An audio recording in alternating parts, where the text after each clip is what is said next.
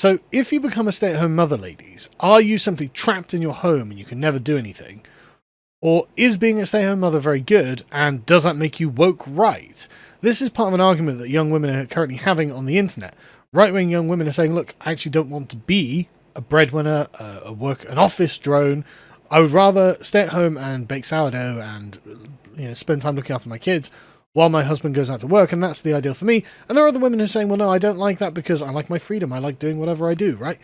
And so this is part of a dialogue that's going on. I just kind of want to have my say on this, because I think that as the husband of a stay-at-home mother, I think I can see firsthand whether it's good or bad. And, it's not perfect. It's not that there are no issues or problems with it, but I think that generally it's probably better than the alternative. And actually, there is an attitude with young men on the right that actually fails to properly understand what the appeal of being a stay-at-home mother actually ought to be for women, and have quite ideological and rigid roles in mind with this, that impose a lot of burdens on women that does make being a stay-at-home mother look more difficult, more challenging, scarier, and more confining than I think it actually is. So let's watch this video and see what they have to say, shall we? Let's turn the volume up a bit. Hate to call out my own party, but the young girls on the right promoting this like trad wife bullshit. I just want to make sourdough for my husband. That's great. I'm all for it. I promote traditional values. I understand. I have been working since I was very young. I don't really plan on stopping working. I suggest you find a hobby that makes you money. But okay, so that's fine. You can work if you want. Obviously, no one can stop you from working, nor would it be wise to try and stop people from working. But should be encouraged. And the argument that is being made, and will be made in a second, is a potentially scary outcome could happen. It's like, sure, but it's not random. It's not the universe doing this to you random. You actually get to pick the person that you're with, right? And so if you spend a long period of time with them and you are making successful character judgments about that person, then actually you can be fairly sure about the reliability of the kind of guy you end up marrying and become a stay-at-home wife too.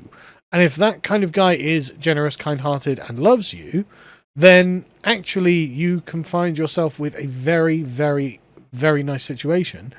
Even though, like I said, I don't want anyone to come away from this thinking that I'm saying that it's a stress-free life, there's no challenges, it's not difficult, I'm not even saying it's necessarily easier than working in an office. I mean, working in an office probably is technically easier, but I think it is far less fulfilling and also far less rewarding.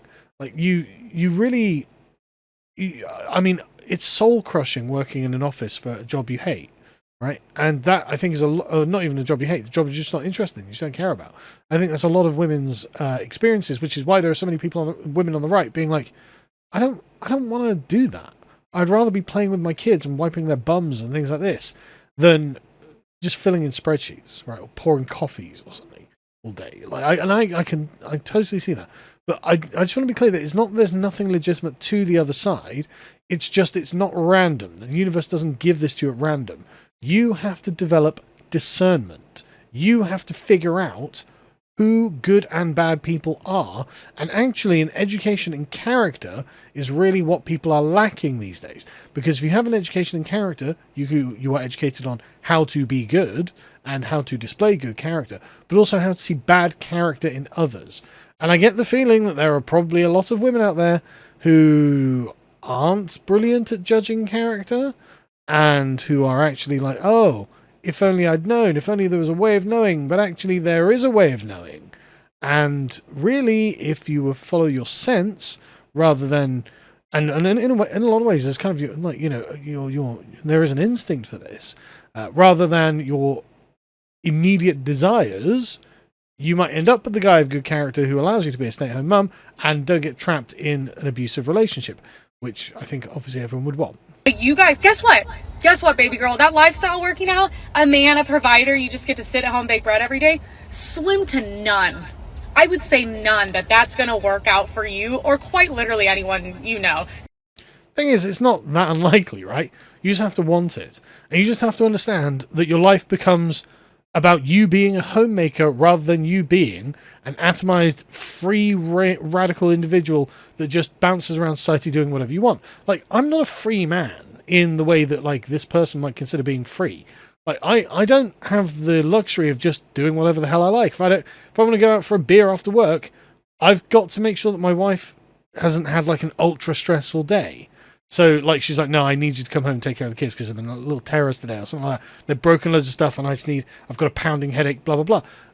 There are other people I'm concerned about than myself. And I love these people. So I want to make sure their needs are met before I do frivolous things. And so anything I do has to be kind of planned in advance. And I've got to be responsible for what I do. But I'm very happy being like that. And it's the same for my wife. She can't just be frivolous, but, if she, like, wants to go out with her friends on an evening or something because they want to go to the pub quiz or whatever it is, that's totally fine. We just have to arrange it in advance so I can look after the kids while she has a night off and hangs out with her mates. It's totally fine. It's totally doable, right? You just have to both want it. And you'll probably, especially if you're younger, you'll have to make sacrifices. Like, I'm quite fortunate because I've been quite successful. And so we don't, have any immediate troubles for money or anything. Although I'm not, super rich or anything. But I'm fine. Everything, I can afford our lifestyle because it's modest. We live in a middle-class house in a middle-class area. I don't live in a mansion. I'm not Hassan Piker, right? So I'm very conservative with my spending habits. I personally don't spend any money on me, or very, very little money on me. I don't want frivolous things, and therefore we can afford to have a reasonably good lifestyle and have only one person working. For most young people, that might not be the case. And so she's got a good point. Get a hobby that you can make money on the internet, just selling things or whatever. But also adjust your expectations accordingly. And the thing is, your expectations tend to adjust themselves accordingly anyway. Like, for example, I actually don't want to go to the pub every weekend. I don't want to go night clubbing. I don't want to go out. I actually quite like just relaxing around my house. So the money I would have spent doing all these things, and it could be, $1,000 a month. If you spend a couple of £100 on each night out, well, yeah, you spent £1,000. If you do that once or twice a week, you spent £1,000 that month. That's a lot of money. And that's, given the price of beer and the sort of just general inflation, that's totally possible that you spend a couple of £100 on a night out. And it'd be great fun. You have a good time. But that does all add up. But when you are when you're married, you don't want to do that all the time. In fact, you generally don't want to do that very often. And so that's money you're not just throwing away on frivolous things. And so the money you have, you feel that it actually goes a bit farther than it would have done. Because I had kids before I was a big successful YouTuber. I remember when my son was a baby, like very, very young, just before he was born, and only having a few thousand subscribers. And, I was not making much money off YouTube at the time. And I thought, okay, well, we're just going to have to make it stretch, right? Luckily, I did well, but like I said, for young people, it is going to be something you're going to have to worry about. You're going to have to think about. You'll have to be economical, but it's totally doable. And you just have to just want it. And if you don't want it, then it probably is best not to do it. You're actually setting yourself up for failure because it could not be easier, if that's what you're going to pursue, to be trapped by a man. So what she's saying here is that, yeah, that could be the case. But what she's saying is, I'm a poor judge of character. I can't tell if a man actually loves me or not. And that's just kind of sad. Because, saying, you're not going to achieve this anyway, you're setting yourself up for failure, this kind of black pilling I really hate, because, no, it is possible. I know several young men who are married with children, sort of late 20s, early 30s, married with children, and they are the breadwinners. And they make probably about 30 to 40 grand a year. It's not a huge amount of money. They just don't spend frivolously, and they just are sensible with their lifestyles, and they're happy doing what they're doing. In fact, they seem very happy, which is nice. And it's totally plausible. It's not setting themselves up for failure. They, in fact, seem very content, and they get to see their kids a lot. They get to live the wholesome life. And this kind of paranoia is like, well, you're setting yourself up for failure because you'll be trapped by a man. Yeah, if you're bad at judging who these guys are.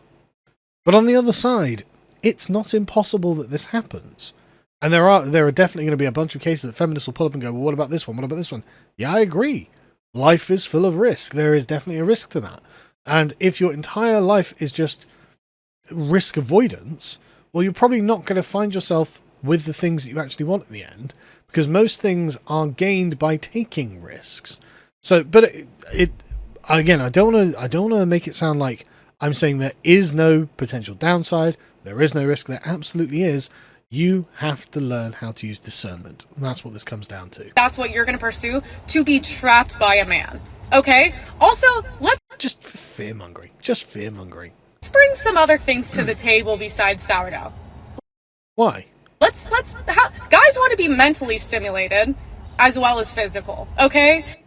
So, a woman doesn't have to have a superb education to mentally stimulate a guy, right? Most women mentally stimulate men by the social nature of the things that they think and say and do, right? Like flirting with them and things like this. Men often, and I don't mean to sound chauvinistic here, but men often aren't actually looking for a woman whom they will have high-level philosophical conversations with. Because a lot of the time, women just won't be interested in the kind of conversations that men want to have. For example, okay, I go on a date with this woman, I'm like, brilliant. So, I think Hannibal could have taken Rome if he marched on Rome after Cannae. She's going to be like, oh, bloody hell. I'm like, okay, but I wanted the mental stimulation. So, that's the kind of thing I generally get from my male friends, my guy friends. I get a different kind of mental stimulation from my wife that I can't get and don't want to get from my guy friends. So, just, having like a super education really is not the key to stimulating a man's mind, by the way. Actually caring about him. It actually is. Like, showing him love, showing him affection, talking to him about his day, talking to him about the things that are on your mind, like giving him problems to solve actually is a large part of stimulating a man's mind. Men love solving problems for the people that they love. I mean, they love solving problems in the abstract, but especially love it. If your wife's like, oh, I just can't do this thing. Could you figure this out for me? Hell yeah, I can, darling. I'm like I swear to God, this is all men. Men love solving problems for the people that they love because they can accomplish something technical and physical and mental, and they can also help someone that they think relies on them, which is wonderful and the best thing you can do for a man. So being like, I'm going to have a long-winded philosophical or scientific conversation with a man, that's not what we're looking for. That's just not. And we'll get that from our male friends if we want, because they're more likely to share our interests. Are we sure that a woman's going to have the same kind of interest, even if she's educated to the same level? No. And also, women want to look up to their men, right? This is the problem with highly educated career women who are on 200k a year and have got a PhD. She wants to marry up.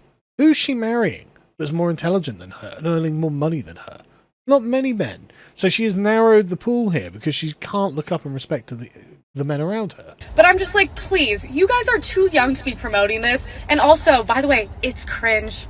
It's not cringe. And it's actually really revolutionary.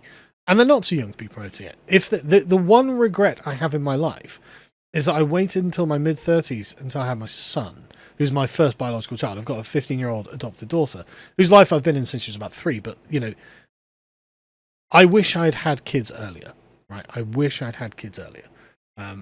And it's the one regret I've got, because I'm quite old now. I'm 45. I'm hopefully going to be alive still when my kids are in their 20s, but my youngest kids are in their 20s. But I would have preferred to have been younger, and I'm looking forward thinking, and then hopefully they have grandkids when I'm, fairly young, so I can meet my grandkids. But there's a real risk that they won't, and that I won't meet them, and so don't listen to this very insecure, poor judge of character. There are other things in life that you'll think about as you grow older, and you'll worry about. And I really wish that I just thought about this when I was younger, because it could have been possible. It just didn't happen, and I just didn't try to make it happen. And I wish I had. So anyway, yeah, these are just some thoughts on what being a stay-at-home mother is like and a trad wife is like. It's not perfect, like I said. I can see that there are some days when my wife's super stressed, but there are other days where she's really, really happy. And another thing as well, this whole being trapped in the home, I don't know, man. I mean, I happily give my wife, however much money I give her each month, and she's the master of her own domain. She's the mistress of her own domain. She's the queen of the house. She does whatever the hell she wants. I'm at work all day. I've got no control over anything that she does. So if she wants to take the kids out for a nice lunch or something, or meet up with one of her mum friends and have a lunch with them, or take them to the park or whatever, or just go swimming because it's a nice day, they can do whatever the hell they like. And she does, and that's great, and I'm very happy that she's happy. Like, outside playing in the sun while I'm slaving away in the content mines. But that's good. I'm glad that they're all happy. And that, again, that's solving a problem for someone I love, is what makes me happy as a man. So all I'm saying is, ladies, don't take advice from women who I think are a bit worried that they have made the wrong choice themselves. Make the choice you think is right for you. Use your own judgment. Use your own discernment. Think about what it is you want. Think about the person that you think you might want it with. Make sure you've chosen the right person. Again, it's up to you. Court for a long time if you want, if you need to. Make sure you see the guy under pressure to see what he's like, etc., etc. It's a whole raft of things that I'm sure her grandmother was well aware of, by the way, but she's not, because she has been completely severed from this tradition. And make your choices that are suitable for you. Don't make them based on fear-mongering of, like I said, a woman who I think may be thinking that she's herself worried that she made the wrong choices.